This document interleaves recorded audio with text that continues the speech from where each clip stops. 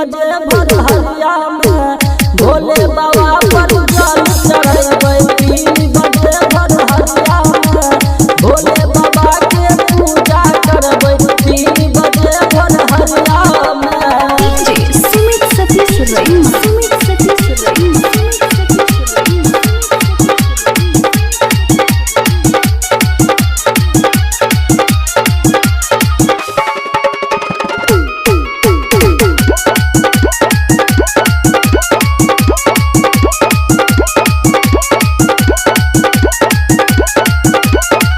गांजा या